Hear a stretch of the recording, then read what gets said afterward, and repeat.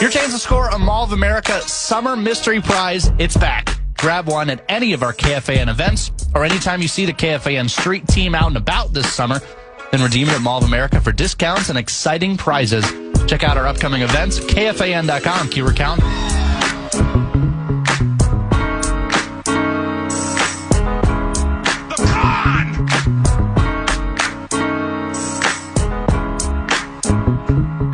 Pete Bercich at Pete Bercich via X. How you doing, brother?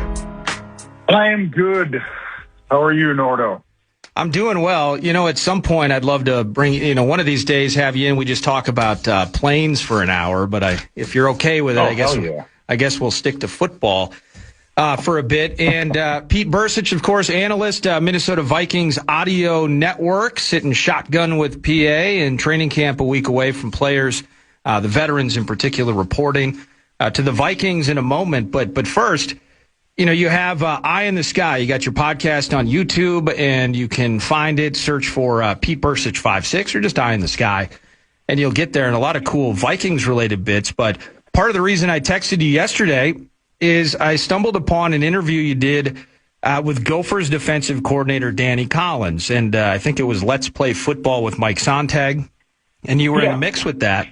And it just kind of got my wheels turning mentally, and it's mid-July. It's not the hardest to hardcore talker, but kind of the grind of those that want to coach in the high-level ranks of college football. You, of course, spending so much time in the NFL, but just not really, if you're away from it, you don't understand what a Danny Collins did, what some of these coaches did to get to where they are today.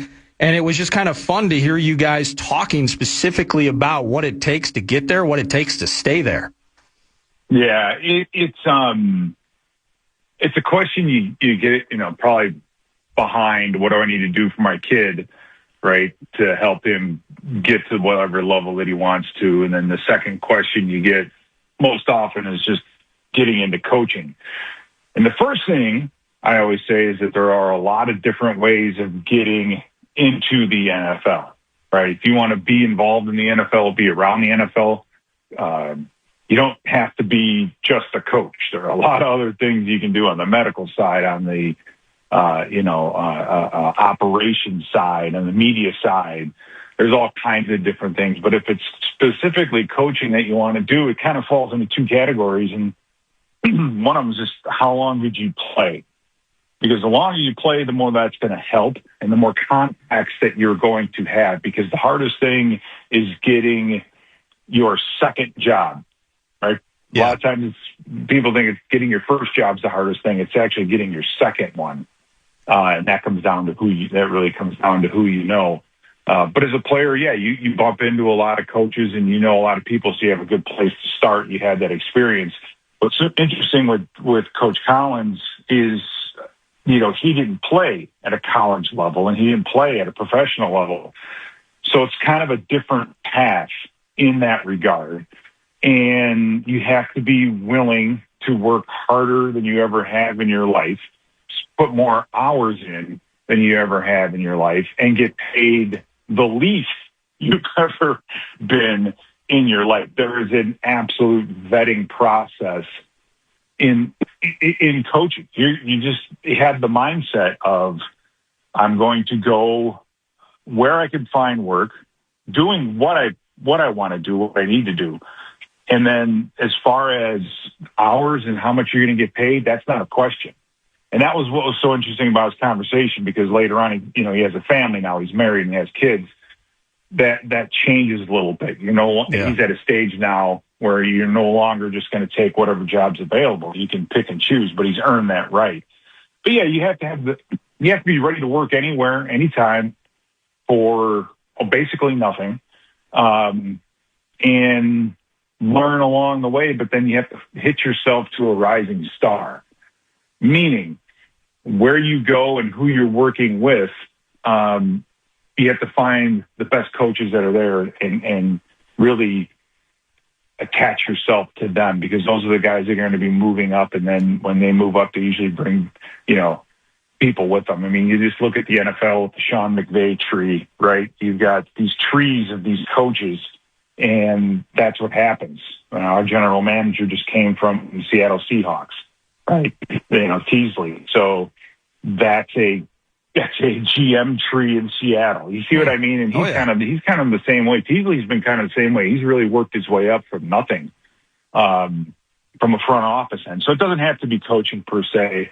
It's still, I think football is still one of the areas where you can come in out of nowhere, knowing nothing. And if you just solely dedicate yourself to it, you can move up the ranks, but you got to have talent too. And, all those things, and being at the right place at the right time helps as well.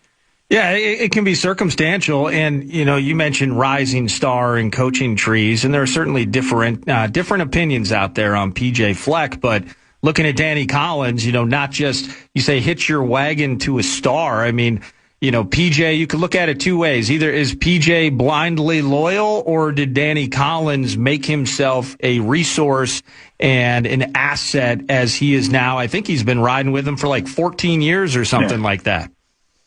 Yeah, and a guy that I worked with personally in my time with the Vikings, Todd Downing, right? He's a Minnesota kid, and Todd did whatever he had to do to really get himself in the building, did whatever job that was asked of him by any of the coaches.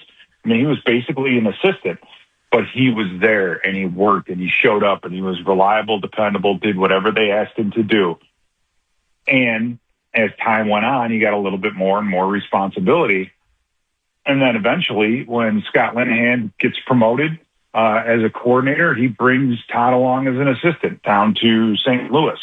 And then Todd starts working into special teams meetings, and then he's learning along the way, and that, and then as Linehan bounces around, Todd's moving up, becomes a quarterback coach, and then ultimately becomes an offensive coordinator. So that path right there exists, and there are a lot of people that have moved up that way.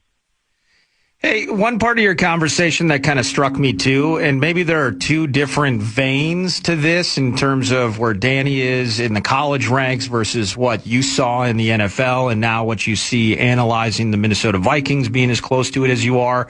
But not the elevation of a scheme, but kind of the the evolution of a scheme, not so much as it is the evolution of a player.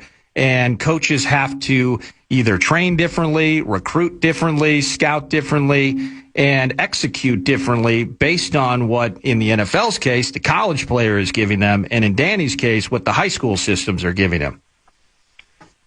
Yes, and that's, you could speak, I think you could speak broadly in that regard, as far as kids get, like general trends. Kids are getting bigger, taller. Football players are definitely getting taller. They're getting faster.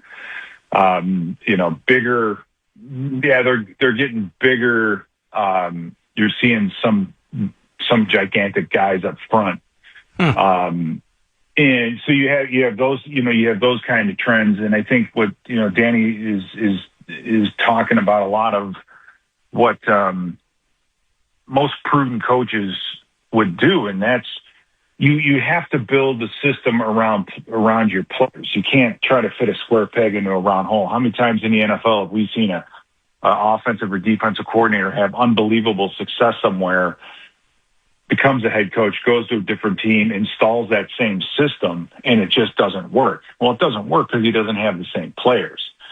And that's where a guy like Brian Flores is so valuable, I think, to this organization as a coordinator, because he has a pretty thick playbook, meaning he knows and has been around the block a few times, so he knows what he can do with the talent that he has, because that's the best way of making a great player average, is asking him to do something that he's not capable of, or asking him to do something, or asking him to think too much on the field. So you have to build around the talents that you have. And it's interesting, talking to Flores, and I don't think necessarily what his defense is going to look like exactly is known yet. I mean, I think they will take a look at the preseason, take a look at the talent they have, and then build around it and change from there, right? And that's really the best way. Our defense has changed so much over the past 3 seasons. There may not be huge changes, but as far as the front and the guy, who's where, what they're doing on different downs, the coverages, how much they pressure, that changes all the time. I mean, I think with Harrison Smith in the backfield toward the end of the season, because remember, he was injured, didn't practice in any of the preseason, and it took a while before he got on the field. But by the end of the year, he was back there quarterbacking, which allowed the defense to do a lot of different things. So we saw a lot more pressure toward the end of the season. But that was because Harrison Smith was available. That's just an example, right? Yeah. Of that in motion. Like you've seen that with your own eyes. So yeah, as a coach, you definitely, I feel for those guys having to recruit these days. I don't even, he did mention what was interesting, and I'm paraphrasing, is basically the guys, the families, the kids that are just looking for the money. And let me tell you something, there are recruits out there that are looking for the money. There are recruits' parents who put their jobs and move in with players in college. Yeah. Believe it or not, yes, that happens. Nuts. They get a kid, they get their 18-year-old to get an NIL deal, and then they quit their job and move in, or move into town, or move in with said student athlete. Imagine being 18 years old, you're going to college, and then your parents move into town just to keep an eye on the bread earner in the family. And you talk about pressure, that's nuts. It's crazy. And so you have that group out there, and basically saying, yeah, well, if you're looking for money, this is not the place to be. Go to Texas A&M or go to Texas Tech. We're interested in people who want to become good people, and I found that part of the conversation be pretty refreshing and pretty fascinating. Absolutely, it was, and you can find that conversation with Gophers defensive coordinator Danny Collins, Pete Bercich, and then Mike Sontag, I believe, was in the mix. A Let's Play Football podcast, but Pete Bercich 5'6", Eye in the Sky podcast via YouTube. To the Minnesota Vikings, Pete Bercich, Vikings radio analyst. You mentioned the versatility of Flores and a pretty deep playbook. Well, on a Talker Tuesday, Pete, I was just kind of potpourri topics. Could be on the Howl, it could be on the Wild, could be on the Twins and what they're going to do, but the Vikings as well with training camp next week. And I got this talk back here on the free iHeartRadio app in relation to the Vikings defensive front. I'm going to play it for you, and I want you to analyze it. Hi, Nordo. This is Ralph from New Jersey. Longtime Viking fan from the 60s. Love that. With these 2 rookies we got on the defensive line, with Banks and Big Citrus, no offense will gain a yard in the middle this year. Let's go. We will be offensively physical, and defensively physical. Skull, Ralph. Pete, a couple of rookies potentially in really, really big, vital spots. And, you want kids to develop. You draft kids, specifically Banks in that foot. But it's not just we hope that they see the field quite a bit their rookie season. It's really for the success of this squad. Maybe it's they got to be. And at least for Ralph and many others, expecting big things from that big duo on the inside. Yeah, we need that guy to do some pregame speeches. Holy cow. Love that guy. I mean, that was good. Yes. Let's, you take a look at the big losses, and you defensively, Jonathan Grenard is I think the biggest loss. I thought he was one of, if not the best defenders that we had in the field, and underrated in his ability to be physical and to play the run. Okay, then you also lose Jonathan Allen and Javon Hargrave. Now, say what you want about Jonathan Allen. He did play a ton of snaps last year.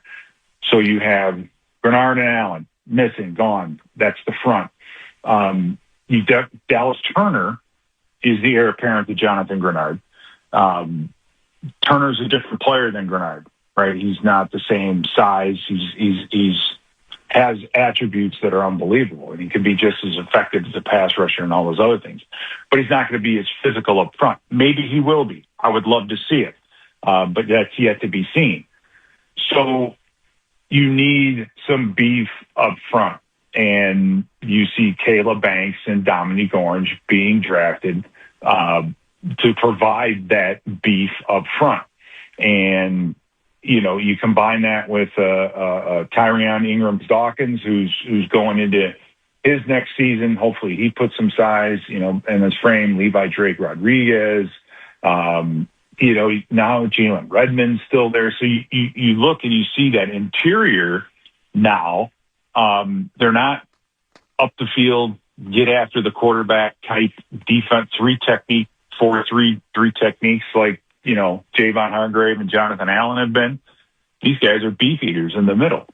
And when you can have a lot more of that going on up front, it doesn't give offenses the ability to just double team or square up on your outside linebackers. So that, I think, is the reason they did what they did. And that's going to be the shift in the defense that we see. How is that going to manifest itself? That's what I can't wait to see. And we're not going to know until a couple weeks into the season, unfortunately. But the fronts that they use to isolate and to play to the talents of guys like Caleb Banks and Dominique Orange, I just hope that Caleb Banks and Dominique Orange are going to be ready for the longest season of their entire lives. You know what I mean? Caleb Banks didn't play a ton last year because the injuries, obviously.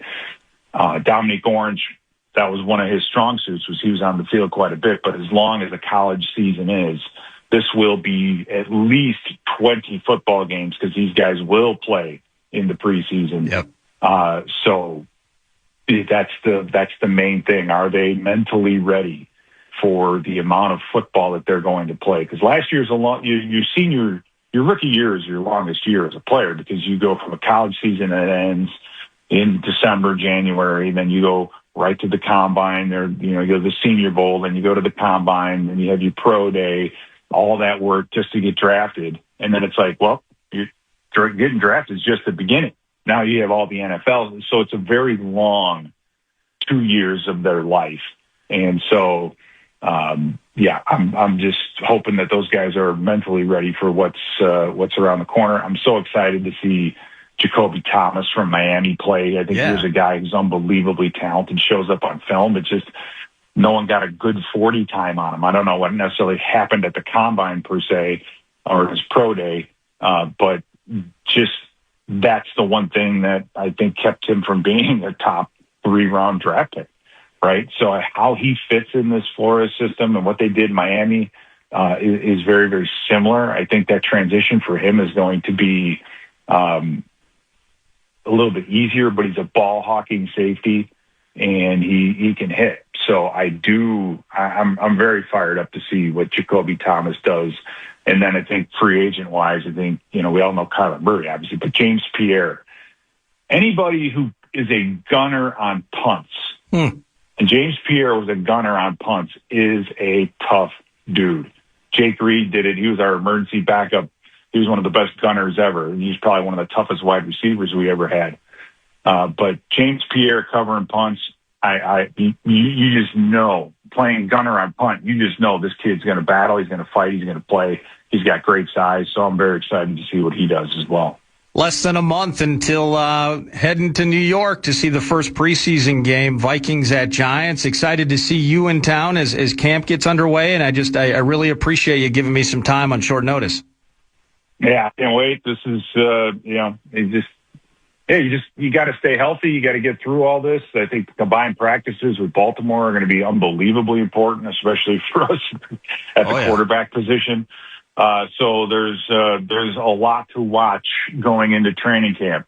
So, folks, if you have tickets and you get out there, just keep your eyes on those key players and those key positions, and we get to see them again. Get to see this whole thing play out and evolve. It's going to be great. It's going to be awesome. Thank you so much. We'll talk again soon. All right. Yeah.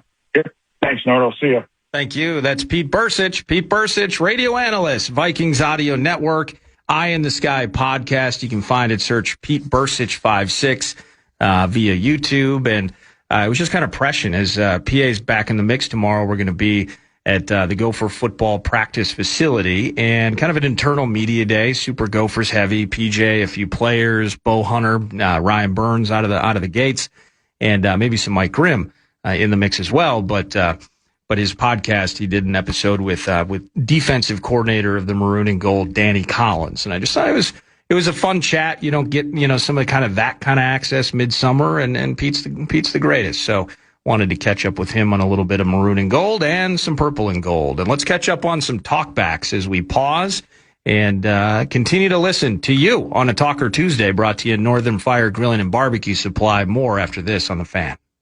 You're listening to Eric Nordquist in for Paul Allen. The Fan at BigTech.com. I'm going to give you a shot to win bonus bucks for the National Cash Contest. Head to KFAN.com. The keyword in this hour is dollar. Keyword dollar. KFAN.com. Keyword dollar.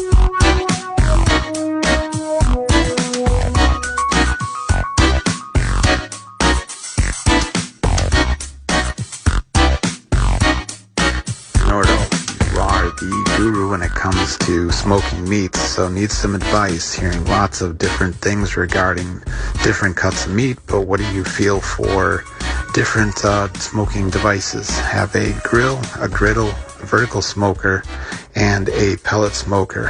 What do you prefer, vertical smoker or standard smoker?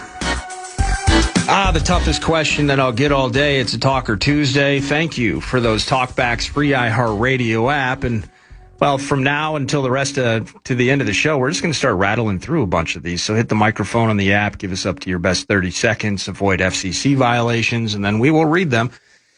In terms of what do I prefer? So what do I have? I'll start with this. So I have a Yoder pellet grill, and I absolutely adore the thing. And with the Yoder in particular, I like the ability I don't get it up to 600. My biggest factor with that is you get to do live fire, open fire cooking, along with the utility, of course, of smoking. And it's pellet driven. And if you're at all familiar with pellet grills, I just kind of joke about it. I mean, it's kind of like a smoky oven, and you have the app functionality and, temp monitoring and all of that. The Yoder is built like a freaking tank. And I've had a Traeger before, had a ton of success with I had the Ironwood. Gosh, was it the 855 that I had prior to the Yoder? And I had great experiences with that. Now, are certain brands maybe made like they used to be made? Maybe there's been some issues. That's for your fodder.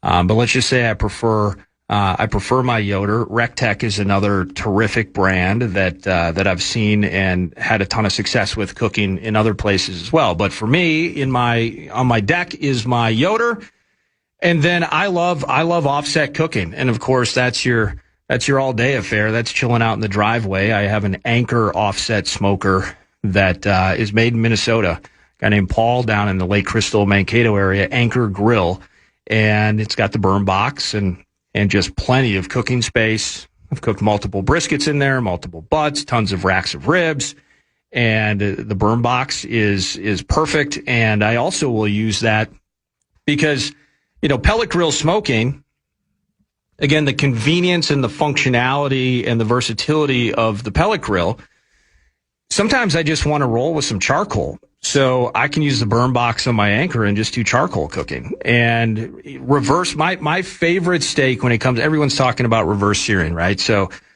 throw a sweet cut of meat on, cook it at a lower temp, and we argue amongst yourselves in terms of when you pull it off.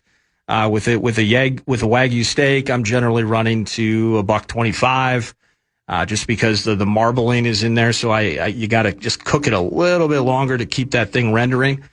And then sear the bleep out of it, and you can do live fire with your Yoder in my case, or you can roll with charcoal. You can do pan sear, man, whatever tastes the best to you.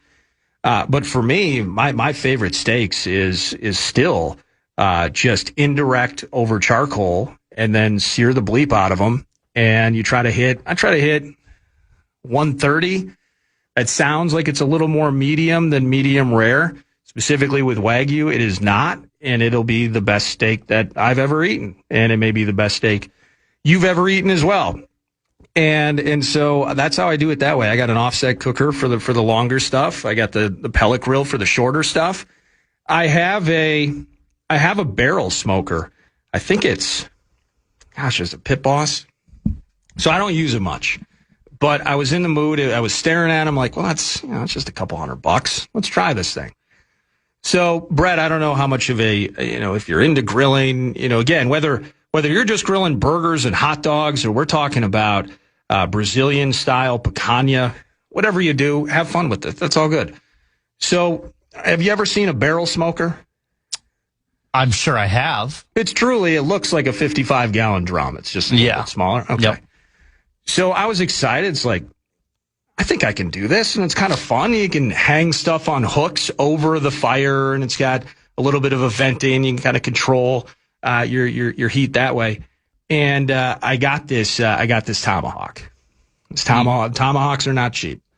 I think it was about $150. So it's Wagyu, but it's got the bone on it, so it looks super cool. And I'm just sitting in my driveway. I can swing that thing around. I look like an idiot, but to me, it feels fun. For a second, I thought you were talking about the axe. So what I did is I drilled a hole in the bone of the tomahawk, and then I hung it on the hook in the barrel smoker. So far, everything's fine.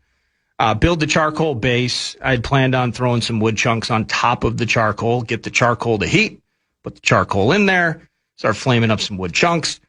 And, but I'm just like, this doesn't seem like it's hot enough. I'm just not feeling, I don't like where this is going. Let's pump up that heat a little bit. So I doubled down on my charcoal and doubled down on the wood chunks. Walk away, Ronco style, set it and forget it. And I come back to it, and I had ruined a $150 piece of meat as I got it way too hot. And effectively, if you picture Neapolitan ice cream, like in the meat terms, that's what my tomahawk looked like, where the bottom, maybe 2.5 inches, were scorched beyond belief. It's like 180 internal temp. In the middle, there was a middle section that was like $140, and then just right at the tip, right at the top, near the bone, there was maybe half a pound, 3/4 of a pound. That was about $1.35. Just absolutely scorched it, ruined it. I ate about half of it. I had to. I had to. Get your money's worth. I spent the money on it. But that kind of soured me on barrel smoking for quite a while. Now I've since figured out the fire situation. We have rectified it. I would suggest to you not to make the mistakes that I have made. Don't do something for the very first time with a $150 piece of meat unless you're prepared to make mistakes and maybe ruin that $150 piece of meat. So, but yeah, I use a pellet grill. I have an offset. It's fun to build the fire, manage the fire a little bit, and it just becomes a little more, intuitive as you do it more often. Get a couple ThermoWorks probes in the mix and enjoy yourself. So, but still, again, when I cook steaks, whether it's on the Yoder or just doing straight charcoal, I mean, there's still there's somebody out there that makes steaks on their old like Coleman or Weber charcoal grill that are better than what you would ever pay for in the nicest steakhouse on the planet. That's just charcoal, the flavor of it. When you do it right, I don't know why you would ever eat anything else. Have you ever officially sounded off on the Dark Star how to cook a steak? Have you ever officially given your elite steak mind? No, well, are you familiar? See, but that's the thing. I don't consider myself an elite state mind, because there are so many different ways to do it. And I've heard it. What does he say? Does he even say get it to temp? Nice. Oh, here we go. Get yourself a grill of some form. Yeah. Go about 4.5 minutes on each side. Yeah. So it'll be charred. Yep. Put butter on it. Put it back on for 90 seconds, both sides. You'll eat your way right through the grill. You won't even be able to stop yourself when you get to the charcoal. No, first of all, rest in peace, Dark Star. Mm-hmm. Second of all, who am I? Am I going to argue with that guy? Yeah. No, I imagine, and everything he just said sounds just about perfect. So yes, many different ways to do it. It's temp, what temp, etc. But yes, that's how I do it. I got the giant 600-pound piece of steel in the garage that my wife resents unless I'm cooking something because it's always in the way, and then I got the Yoder out on the deck. Any more talkbacks? Yes. You want to just keep working our way? Yeah, let's just work our way through it, huh? All right. This is T-Bone calling in from St. Cloud. I got a two-parter for you guys. Sweet. First off, hard time to imagine Kyle Murphy playing under center unless they go and find someone who's a little more vertically challenged to play center. Second of all, probability. Meat Sauce running a half marathon. Oh, come on. Or LeBron James coming playing with the Wolfpack. Do you remember the Meat Sauce swimming bit that they did? Well, and he just sunk to the bottom of the pool. Well, you know, it's here's the thing. I'm going to stand up for I love Saucy. What are the odds of T-Bone running a half marathon? I'm not running a half marathon. He might be like one of those ultra guys. That T-Bone could be Mark Dowdle calling in, and so then now I sound stupid. But LeBron James probably a higher probability than Saucy or me or most people just jumping out onto the street and running a half marathon. But come on, Saucy's the best. We're the motorcycle twins. The question was answered before you even asked it. How about you got Mark in Stillwater in front of you? I do. This one? Yeah. Nerdo. Mark from Stillwater here. Nerdo. The one thing is the locker room can always tell who the best quarterback is. They're going to know. Everybody's going to know once they start going. So that's that. It all depends on the offensive line. Yeah. Either one of them could be good. All three of them could be good if the offensive line is good. And quickly with the Wolves, don't count out Mark Laurie and A-Rod. Just don't count them out.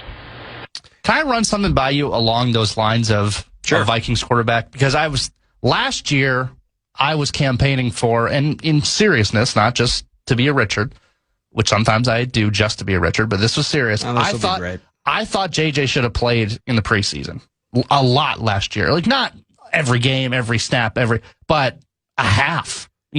One half every game, maybe 3/4 in the last game, just to get him anything going. And KOC played it safe. I don't think he played a single snap, if I remember correctly. I don't care who it is, whether it's Kyler or JJ, they both need to be playing in the preseason significantly. If it's Kyler, it's to get more reps in this offense and to get more familiar on a low-stake stage. I get joint practices. I understand you learn more in those. And JJ, just to get him back in the swing of things, I think they have to. If there's a clear winner, let's say it's Kyler. Sure. You still have to play him. You have to play him in the preseason. I think that was a huge mistake because you saw how rusty and not ready JJ was in the first 3/4 of that Week 1 game against Chicago. Yeah, let me just see, because I thought he did play. Yeah, he did. He played in the opener. I think it may have been just one series. He went 4 of 7 for 30 yards against the Houston Texans. No, I'm not disagreeing with you. I wanted to see much more. I agree with that.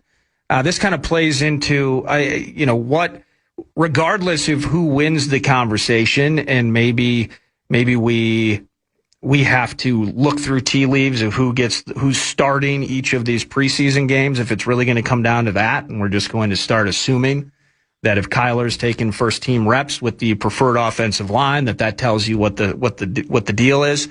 Vice versa, of course, if it's McCarthy. But no, he should have gotten more reps. I believe in that. Now, is that for me or is that for the coach? That's the one thing. How is there?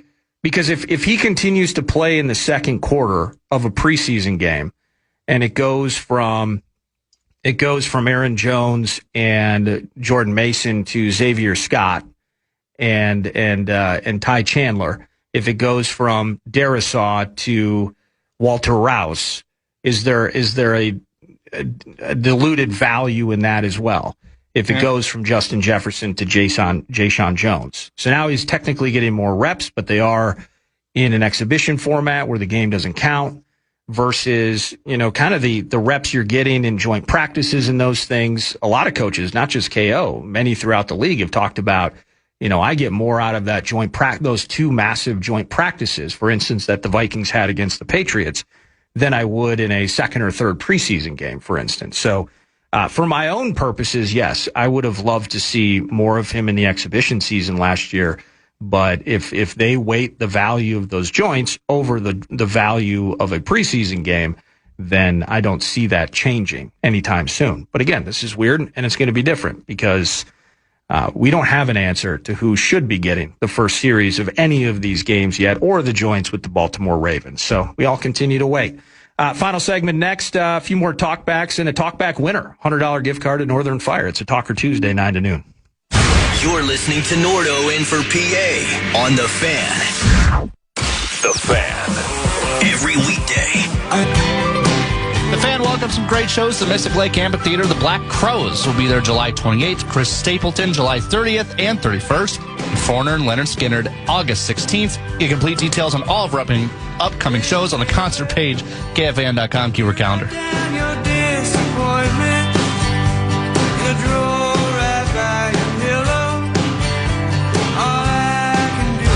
Aaron from St. Cloud. What is more likely to happen? LeBron comes to Minnesota, or Bercich steps on a PA touchdown call this year? Oh, so brilliant. Thanks for the talkbacks today. I always love that one. I also got this one from the civil servant. More likely to happen. LeBron James signing with Minnesota, or Pete Bercich actually betting on the pass line. He's a don't pass guy. You ever played craps, Brett? No, I know you have to take classes to even consider it. It's not that hard. And look, I mean, you just roll the dice, no snake eyes. Just bring, sometime it's tough. We don't have craps here in the state of Minnesota. I don't believe. Someone can correct me on that, but maybe we go to Turtle Lake Casino, St. Croix Casino's finest. Maybe we can go down to Diamond Joe, just south of the border. And just bring a couple hundred of your hard-earned iHeartMedia dollars, plenty to spare, and we'll play some dice. And within 20 minutes, you'll either be broke or you'll double your money, but you'll know how to play. All right, you'll know how to play. And the basics and the fundamentals of throwing dice, we'll leave that for another day. Any other talkbacks as you were sifting through them that piqued your fancy before we named the winner? Let's see. There was a lot. There was one. Let me see if I can. Here it is. Hey guys, it's great to be talking to you. My name is Brian from Brooklyn Park, and I think it's a true competition between JJ and Kyler. We got Kyler cheap on the deal just to see if he'd fit with us. JJ is going to take a huge step forward. I hope it's JJ, but it's probably going to be Kyler. But I love hearing you guys talk about it. Thanks. Yeah, thank you. And we're going to continue to talk about it because it's obviously the A topic of our favorite football team. And it's, you hear, well, you wouldn't have brought and I've called it, again, an unintentionally rigged competition. Again, this is surface level because of equity. And J.J. McCarthy can only show the coach things of material substance between now and games that actually count. For the rest of us, we're just left waiting, and we have to trust. And that's a big word there, trust, when the head coach makes the decision. If it's number 9, J.J. McCarthy, then we believe that's the best way that the Vikings can find themselves back into NFC North and playoff contention once again. But I've also seen this, it's the, and yes, correct, text line. Craps is as easy or as hard as you want it to be. In the end, you bring in with the great financial opportunity on the league minimum. You were never going to bring in another Sam Howell just to soothe the egos or whatever it is. You want the best possible talent you can get in the door. $1.3 million for Kyler is a no-brainer. As we wrap up 9 to noon, a $100 gift card is going courtesy of Northern Fire Grilling and Barbecue Supply to who, Brett? Hey guys, Mike here, St. Charles Way, Southeast Minnesota. I'm going to compare Kyler and JJ and Carson to the cuts of beef. Kyler's like a ribeye.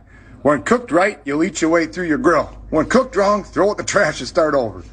JJ, he's like a brisket. It's a slow process and still not done. We need that deep, dark, rendered fat smoke ring with a slight jiggle and mouth-watering tenderness. Carson, he's aged beef. Could be delicious and tender, but you can't forget about the spoilage signs. Brilliant.